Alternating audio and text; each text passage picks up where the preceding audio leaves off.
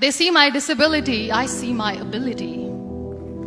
They call me disabled, I call myself differently abled. There are some incidents that happen in your life.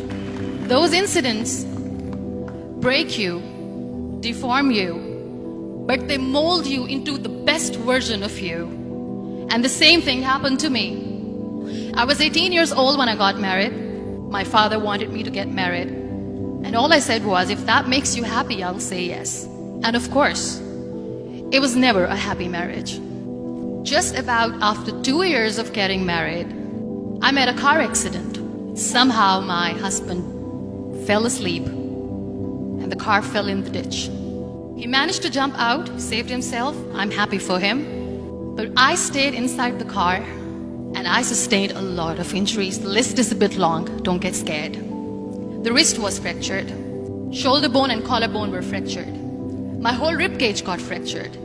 And because of the rib cage injury, lungs and liver were badly injured. I couldn't breathe. I lost urinary bowel control. That's why I have to wear the bag wherever I go. 3 vertebrae of my backbone were completely crushed, and I got paralyzed for the rest of my life. I finally ended up in a hospital where I stayed for 2.5 months. I underwent multiple surgeries. One day, doctor came to me and he said, well, I heard that you wanted to be an artist, but you ended up being a housewife. I have a bad news for you. You won't be able to paint again because your wrist and your arm are so deformed, you won't be able to hold a pen again. Next day, doctor came to me and said, your spine injury is so bad, you won't be able to walk again. Because of your spine injury and the fixation that you have in your back, you won't be able to give birth to a child again. That day, I was devastated. I asked my mother, why me? And that is where I started to question my existence. Why am I even alive? And that is where I realized that the words have the power to heal the soul. My mother said to me, this too shall pass. God has a greater plan for you. I don't know what it is, but He surely has. And in all that distress and grief, somehow or the other, those words were so magical that they kept me going. One day I asked my brothers, I know I have a deformed hand, but I'm tired of looking at these white walls in the hospital and wearing these white scrubs. I'm getting tired of this. I want to add more colors to my life. I want to do something. Bring me some colors, bring me some small canvas. I want to paint. So the very first painting I made was on my deathbed, where I painted for the very first time. It was not just an art piece or just my passion. It was my therapy. And then I was discharged and I went back home. And I went back home and I realized that I have developed a lot of pressure ulcers on my back and on my hip bone. I was unable to sit. There were a lot of infections in my body, a lot of allergies. So doctors wanted me to lie down on the bed straight for not 6 months, for not 1 year, for 2 years. I was bedridden, confined in that one room, looking outside the window, listening to the birds chirping, and thinking maybe there will be a time when we'll be going out with the family and enjoying the nature. That was the time where I realized how lucky people are. That is the time where I realized that the day I'm going to sit, I'm going to share this pain with everyone to make them realize how blessed they are, and they don't even consider them lucky. That day I decided that I'm going to fight my fears. We all have fears. Fear of unknown, fear of losing people, fear of losing health, money.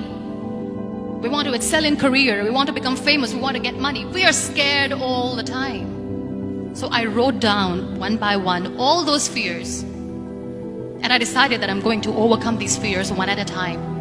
You know what was my biggest fear? Divorce. I was trying to cling on to this person who didn't want me anymore, but I said no. I have to make it work. But the day I decided that this is nothing but my fear, I liberated myself by setting him free. And I made myself emotionally so strong that the day I got the news that he's getting married, I sent him a text that I'm so happy for you and I wish you all the best. And he knows that I pray for him today. Number 2 was, I won't be able to be a mother again. And that was quite devastating for me. But then I realized there are so many children in the world, all they want is acceptance. So there is no point of crying, just go and adopt one. And that's what I did. People think that they will not be accepted by the people because we, in the world of perfect people, are imperfects. So I decided that instead of starting an NGO for disability awareness, which I know will not help anyone, I started to appear more in public. I started to paint. I decided that I'm going to join the national TV of Pakistan as an anchor person. And I've been doing a lot of shows for the last 3 years.